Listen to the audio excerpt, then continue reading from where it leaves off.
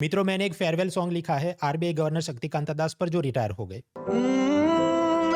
महफिल में आरबीआई की शक्तिकांता ना रहे जो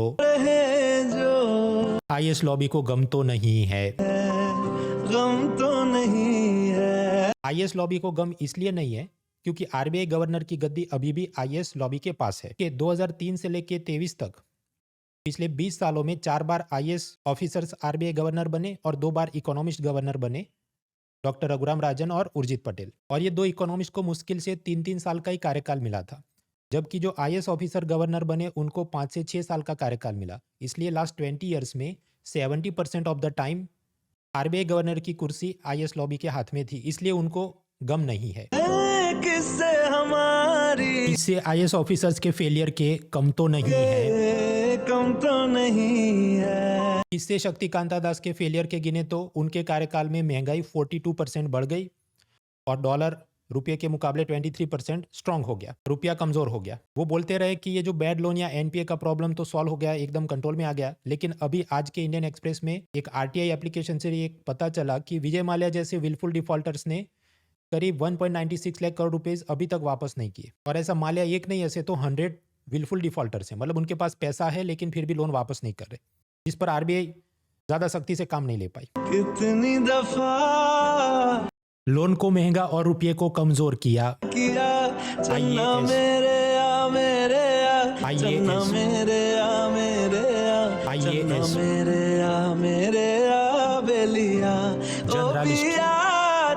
मित्रों, करंट अफेयर्स न्यूज में से मैंने कुछ मीम्स बनाए हैं और उसे हम समझते हैं यूपीएससी एग्जाम के लिए। तो इसे आप एपिसोड 1 गिने।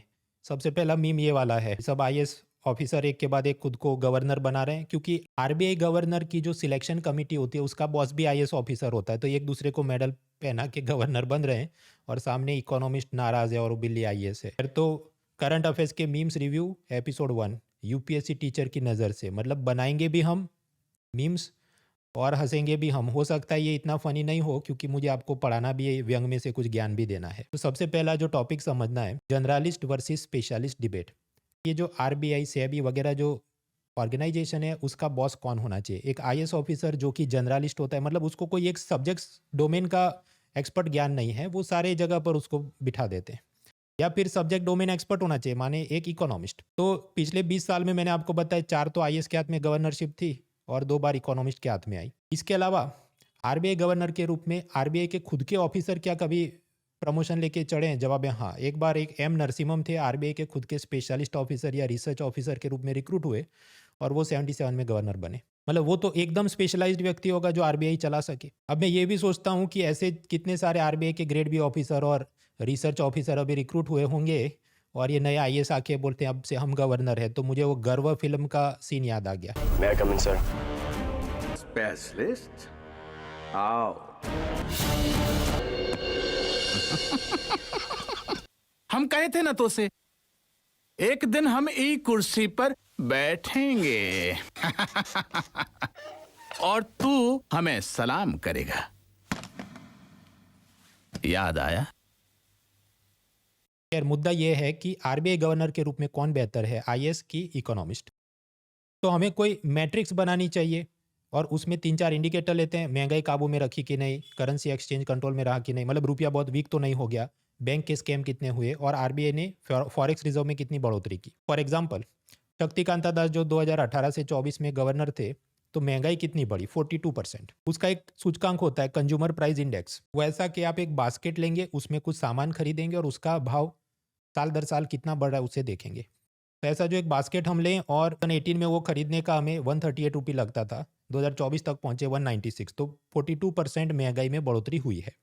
और ये तो क्या, इसमें कॉम्पोजिट सब कुछ आ गया, फूड, एजुकेशन, इलेक्ट्रिसिटी, रेंट, सब कुछ। अगर हम सिर्फ और सिर्फ फोकस करें एयरफेयर्स पे, हवाई यात्रा, तो 2018 में मान लो 79 की टिकट मिलती हो तो अभी 198 की, तो ये तो 150% के आसपास इन्फ्लेशन हो गया।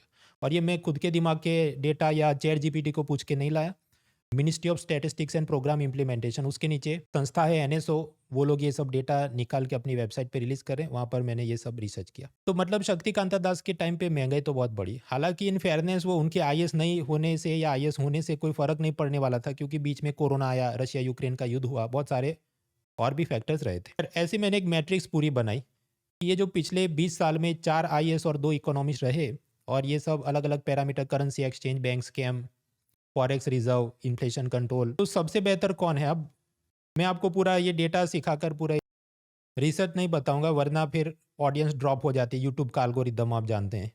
तो मैं शॉर्ट में आपको बताऊं कि जो इकोनॉमिस्ट हैं जैसे रघुराम राजन और उर्जित पटेल, उन्होंने ठीक ठाक काम किया कंपेयर टू आईएएस ऑफिसर्स। हालांकि इन फेयरनेस दूसरे भी बहुत सारे फैक्टर रहे थे, जैसे रशिया युद्ध हुआ, ये यूक्रेन का युद्ध हुआ, कोरोना आया, but overall economists have done better job than IAS officers in running RBI. अब यहाँ से आप ये यूपीएससी मेंस और इंटरव्यू के लिए 2 सवालों पर गौर करें। ये जो आरबीआई की नाकामयाबी रही, जो भी बैंक का स्कैम हो गया, महंगाई बढ़ गई, रुपया कमज़ोर हो गया, उसमें ये व्यक्ति या ऑर्गेनाइजेशन खुद कितना जिम्मेदार आप मानते हैं और एक्सटर्नल फैक्टर्स को आप कितना जिम्मेदार मानते हैं? अभी 2024 में जो मेंस एग्जाम हुई यूपीएससी की, उसमें भी उन्होंने पूछा था कि ये जो फूड इन्फ्लेशन, खाद्य महंगाई है, उसको आरबीआई क्यों काबू में नहीं कर पा रही है? तो ये एक आप चीज़ सोचिए। दूसरा प्रश्न, ये जो फाइनेंशियल सेक्टर्स हैं और उसके रेगुलेटर्स जैसे RBI, SEBI, insurance, pension regulators, उसका चीफ बनने के लिए कौन ज़्यादा बेहतर है? आईएएस जो जनरलिस्ट है या फिर स्पेशलिस्ट ऑफिसर्स या इकोनॉमिस्ट्स? दूसरा मीम मैंने बनाया सॉवेरिन गोल्ड बॉन्ड के बारे में कि पिछले 8 साल में इसमें 122% रिटर्न मिल रहा है। फाइनेंस मिनिस्ट्री बोले कि हमको नहीं परवड़ेगा, इसलिए स्कीम को करते हैं कैंसल, कैंसल, कैंसल। अब मामला समझते हैं। देखिए, सरकार को जब भी उधारी में जनता से पैसा लेना है तो वो अलग अलग इंस्ट्रूमेंट जारी करती है। Sovereign gold bond, national saving certificate, Kisan Vikas पत्र, पब्लिक प्रोविडेंट फंड, तो आप उसमें पैसा डालते हैं और यहाँ पर आप पाएंगे कि जो बाकी सब इंस्ट्रूमेंट है जैसे किसान विकास पत्र, पब्लिक प्रोविडेंट फंड, उसमें 7 से 8% का आपको रिटर्न मिलता है, जबकि ये सॉवेरिन गोल्ड बॉन्ड है, उसमें उससे बहुत ज़्यादा रिटर्न जनरेट हो गया। तो ये बात ऐसी है कि सरकार आपसे उधारी में पैसा लेके आपको जो प्रिंसिपल इंटरेस्ट वापस करेगी, उनको बहुत ज़्यादा पैसा देना पड़ेगा, तो नहीं परवड़ेगा फाइनेंस मिनिस्ट्री को। They can not afford. इसको थोड़ा और समझाऊं मैं आपको। देखिए, सरकार को उधारी में पैसा चाहिए तो वो एक इंस्ट्रूमेंट जारी करवाते हैं आरबीआई द्वारा, सॉवेरिन गोल्ड बॉन्ड। उसमें फीचर ऐसा था कि आप इसमें इन्वेस्ट करो, हर साल आपको 2.5% इंटरेस्ट मिलेगा और 8 साल का ये स्कीम था। आप कहीं इतने ब्याज पे तो कौन खरीदेगा? असल में जो आप बॉन्ड खरीदते हैं उसका भाव गोल्ड के भाव के साथ लिंक था। तो आप 2016 में खरीदते तब गोल्ड के भाव के हिसाब से यहाँ पर ये बॉन्ड खरीदने का जो भी एक एक यूनिट का भाव होगा 3,119 रुपये, और हर साल आपको उस पर 2.5% ब्याज मिलेगा और 8वें साल पे आप उसका रिडेम्पशन करेंगे, मतलब आपको मूल धन या प्रिंसिपल वापस होगा और वो भी गोल्ड के प्राइस के साथ लिंक होगा। तो मान लो 2016 में सोने का 1 ग्राम का भाव 3,000 हो, बढ़ के अभी 6,938 हो गया हो, तो आपको इतना ज़्यादा पैसा मिलेगा। तो रिटर्न के हिसाब से गिनो तो 122% तो सिर्फ प्रिंसिपल आपका बढ़ गया, और इस पे मैंने 2.5% इंटरेस्ट तो काउंट भी नहीं किया, वरना ये उसके भी ऊपर चला जाएगा। तो सरकार कह रही है हमको नहीं परवड़ेगा, इसलिए अब ये स्कीम को हम स्टॉप करेंगे। प्रश्न आपको ये भी होगा कि सरकार ऐसी योजना लाई क्यों थी? उधारी में तो पैसा लेने के लिए पब्लिक प्रोविडेंट फंड, एनएससी, बहुत सारे इंस्ट्रूमेंट थे। ये इसलिए किया गया था ताकि जनता फिजिकल गोल्ड ना खरीदे, वरना फिजिकल गोल्ड खरीदे तो क्या होगा, बाहर से हम इंपोर्ट करते हैं तो अपना करंट अकाउंट डेफिसिट बढ़ता है, उसके चलते अपना बैलेंस ऑफ पेमेंट खराब होता है और उसके चलते रुपया और ज़्यादा वीक हो जाता है, जो नई समस्याओं को जन्म देता है। वो सबसे बचने के लिए आरबीआई और सरकार ये नया इंस्ट्रूमेंट लेके आई थी। तो यहाँ समझो सरकार को आपसे उधारी में लेना मेन उद्देश्य नहीं था, फिजिकल गोल्ड की खपत कम करवाना उद्देश्य था। खैर, अब ये योजना बंद करेंगे ऐसा बोला है। खैर, फाइनेंस मिनिस्ट्री का नाम लिया तो एक और मुद्दा चर्चा में है कि कंपनियों का मुनाफा पिछले 15 साल में 4 गुना बढ़ गया है, लेकिन जो वर्कर्स हैं उनकी सैलरी मुश्किल से 2-4% ही बढ़ी है। हालांकि मीम इसमें क्या बने कि टैक्स तो फिर भी सरकार कम नहीं करेगी। आपको याद हो ये जो लेटेस्ट बजट आया था इलेक्शन के बाद, उसमें भी आप जो शेयर मार्केट में इन्वेस्ट करते हैं उस पर जो कैपिटल गेन्स टैक्स लगता है उसको पहले से ज़्यादा बढ़ाया है। तो एक तो सॉवरेन गोल्ड बॉन्ड जैसे अच्छा रिटर्न देने वाले इंस्ट्रूमेंट पे वो रोक लगा रहे हैं, और सामने जो बाकी शेयर बाजार से थोड़ा कम हाल उस पे टैक्स बढ़ा रहे हैं, और शेयर बाजार तो आजकल वैसे भी गिर रहा है, उसमें खुद में काफ़ी सारे मीम्स बन सकते हैं। यार, अगले साल जब बजट और इकोनॉमिक सर्वे आएगा तो हम इन चीज़ों को और बेहतरी से समझेंगे। अभी इसमें मैं ज़्यादा मीम नहीं बना रहा, वरना फिर वो रेस्टोरेंट मालिक की तरह मुझे भी होटल में जाके फाइनेंस मिनिस्ट्री से माफ़ी मांगनी पड़े। अरविंद पनागरिया इकोनॉमिस्ट हैं, 16 फाइनेंस कमीशन के चेयरमैन भी है। उन्होंने क्या बोला, the issue of surcharge is complicated. देखिए, सरचार्ज क्या होता है, आप इनकम टैक्स भरते हो, उसमें भी आप लाखों रुपए कमाते हैं तो इनकम टैक्स के ऊपर सरचार्ज लगता है, और ये इनकम टैक्स और सरचार्ज दोनों रकम के ऊपर सेस भी लगता है, हेल्थ एंड एजुकेशन सेस। ये बोल रहे हैं कि सरचार्ज का मुद्दा काफ़ी जटिल है, मतलब आप सोचो, अर्थशास्त्री को खुद ही चक्कर आ रहा है तो आम जनता और चार्टर्ड अकाउंटेंट की क्या हालत होगी। अब सीरियसली समझते हैं मुद्दा क्या है। फाइनेंस कमीशन यानी वित्त आयोग वो ऐसा है कि केंद्र सरकार हर 5-5 साल पे ये बनाती है। फाइनेंस कमीशन का काम ये है कि यूनियन गवर्नमेंट 100 रुपये टैक्स में कमा रही है तो उसमें से स्टेट्स को कुछ हिस्सा मिले। जैसे ये फाइनेंस कमीशन था, एन के सिंह चेयरमैन थे, उन्होंने बोला कि ऊपर 100 रुपये केंद्र सरकार कमाती है तो उसमें से 41 रुपये स्टेट को जाना चाहिए। अब ऐसा नेक्स्ट वाले जो, लेकिन ये जो 100 रुपये हैं मतलब समझो सिर्फ टैक्स के जाएंगे। टैक्स के ऊपर जो सेस और सरचार्ज लगा उसका पैसा केंद्र सरकार स्टेट में शेयर नहीं करती है, वो अपने पास रखती है। और ये जो अभी 16 फाइनेंस कमीशन के बॉस आए उनका क्या कहना है कि अब मुझे इसका ऊपर कुछ निर्णय लेना है तो ये काफ़ी जटिल मुद्दा है कि सरचार्ज का पैसा स्टेट वाले कहते हैं हमको दो, केंद्र सरकार कहती है नहीं देंगे क्योंकि संविधान में ऐसा लिखा नहीं है। इस पर यूपीएससी की ये जो सीडीएस परीक्षा होती है, मतलब आर्मी नेवी एयरफोर्स में ऑफिसर्स के रिक्रूटमेंट के लिए, उन्होंने भी प्रश्न पूछा था 2024 में कि which of the following is not included in the, मतलब स्टेट के साथ क्या शेयर नहीं किया जाता। जवाब कैसी, सरचार्ज एंड सेस। ये सब मैंने पढ़ाया था लेक्चर में, मेरे लेक्चर का सब स्क्रीनशॉट भी आप देख सकते हैं। अब आप कहे तुम पढ़ाते कब हो आप पूछे कि तुम पढ़ाते कब हो। देखिए मैं पढ़ाता हूँ, अनअकैडमी नाम का एक प्लेटफॉर्म है, उसमें फ्री भी क्लासेस चलते हैं, पेड भी क्लास चलते हैं। यूट्यूब पे पढ़ाई लिखाई के वीडियो पे बहुत व्यूज़ नहीं आते, और व्यूज़ आ भी जाएँ तो भी आजकल वो एड रेवेन्यू का पैसा तो कम ही है। तो ऑनलाइन टीचर के रूप में अगर आपको एक स्टेबल करियर चाहिए तो YouTube is not the right platform. तो आप पाएंगे सभी टीचर कुछ ना कुछ कोर्स बेचते रहते हैं, तो हम भी वो करते हैं। खैर अनअकैडमी का मॉडल बाकी ऐसे ऑनलाइन इंस्टीट्यूट से अलग कैसे है, क्योंकि यहाँ पर आप नेटफ्लिक्स जैसा सब्सक्रिप्शन है, आप एक ही सब्सक्रिप्शन के अंदर आपको सारे सब्जेक्ट के सारे टीचर के सारे लाइव क्लासेस अनलॉक हो जाते हैं, चाहे वो हिंदी मीडियम हो, इंग्लिश मीडियम हो, बाइलिंगुअल हो। साथ ही साथ study material, notes, power point, doubt resolution, answer writing with evaluation, CSAT, ये सब कुछ आपको मिलता है। बाकी इंस्टीट्यूट में ये होता है हर एक चीज़ का अलग पैसा वो लेते हैं। और क्योंकि हमारे 9 साल कंप्लीट हुए तो उस खुशी में ये जो चल रहा है प्रतिष्ठा ऑफर, 9 महीने पे 9 महीने extra free, discount code is munal.org। बाकी लिंक्स इन डिस्क्रिप्शन। आगे बढ़ते हैं। इकोनॉमी के कुछ देखे और भी मुद्दे पे मीम बनाने लायक है, लेकिन फिर मैं देखता हूँ इसमें कितने व्यूज़ आते हैं, उस हिसाब से वो मेहनत या फॉर्मेट चालू रखनी चाहिए कि नहीं। Next segment is IR diplomacy में क्या करंट अफेयर जो मीम बनाने लायक मुझे लगे। फिर हेरा फेरी का एक आपको सीन याद होगा कि ये जॉनी लीवर और परेश रावल लड़ते हैं और परेश रावल कहते हैं पकड़ मेरे को, मतलब पकड़ मेरे को साले, अरे पकड़ने रे मेरे को, जान अरे पकड़ने रे बाबा, चलिए ना पकड़ मेरे को। उसको डर लग रहा है, लेकिन फिर भी वो ऐसा जता रहा है कि मैं तो मार देता लेकिन मुझे सबने रोक के रखा है। तो सामने सीरियन रेबल्स है और इस तरफ असाद है, और असाद बोल रहा है कि पकड़ मेरे को।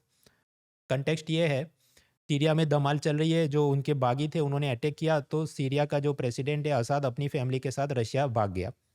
हालांकि अब वो क्या बोला है कि नहीं नहीं मैं तो सीरिया नहीं छोड़ने वाला था, लेकिन रशिया वाले मुझे ले गए। असाद सेज है he had no plans to leave Syria but was evacuated by the Russians. आपके वो बराबर है, अपने लिए क्या काम का है। यूपीएससी इंटरव्यू के लिए आप सोचिए, ये जो राज्याश्रय, ये हिंदी फॉन्ट ठीक नहीं बना, शेख हसीना भाग के भारत आई, असाद भाग के सीरिया से रशिया गया। तो ये लोग क्या राज्याश्रय मांग रहे हैं एक प्रकार से, भारत ने भी कुछ दिया है, रशिया ने भी कुछ दिया है, तो इसमें क्या समानता है और क्या भिन्नता आपको दिखती है? Similarity and differences you find. क्या इसके पहले भी ऐसा हुआ है? शायद हाँ, पाकिस्तान में अलग अलग समय पर जब सेना ने शासन अपने कब्जे में किया था, तो जो भी बेनजीर भुट्टो या नवाज शरीफ, क्या वो लोग भाग के ब्रिटेन चले गए थे? तिबेट में जो चीन ने पूरा कब्जे में किया था, वहाँ से दलाई लामा भारत आ गए थे।